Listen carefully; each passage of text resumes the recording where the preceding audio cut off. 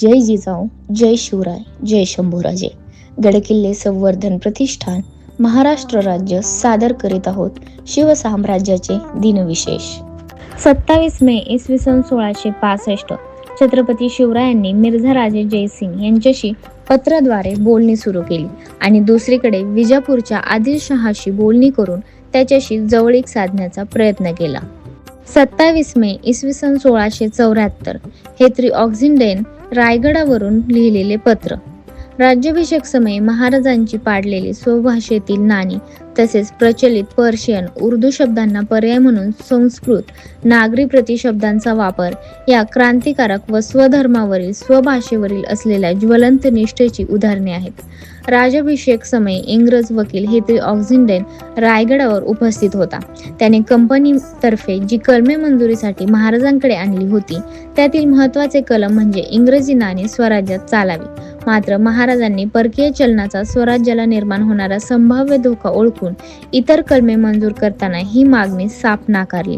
तसेच ग्रँट डफ तेव्हा दिनांक 27 मे 1674 ला हेत्री ऑक्झिंडेन रायगडावरून लिहिलेल्या पत्रात असे म्हणतो, and especially against that wherein it inserted that Bombay money shall go current in the Raja's dominions which will never be granted, for after his coronation he intends to set up a mint and proposes to himself great advantage thereby. 27 मे इसवी सन 1676 मोरोपंत पेशवे यांची Mowgli साम्राज्याला धडक. मोरोपंत पेशवे यांनी रामनगरच्या राजाला त्याच्या साम्राज्यातून पूर्णपणे हाकलून लावलं.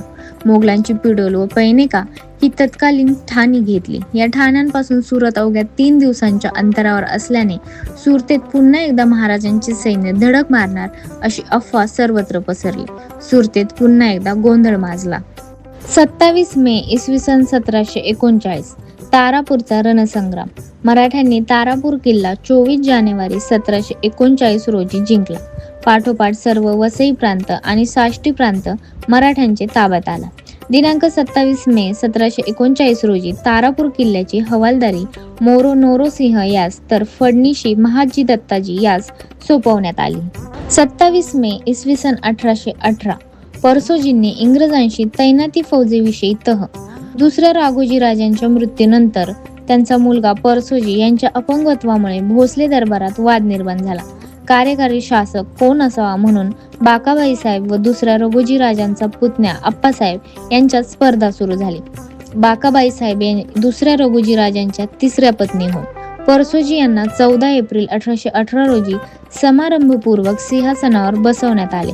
परंतु 17 मे 1818 रोजी परसोजींनी इंग्रजांशी तैनाती फौजेचा तह केला आणि नागपूर राज्याचे स्वातंत्र्य गमावले.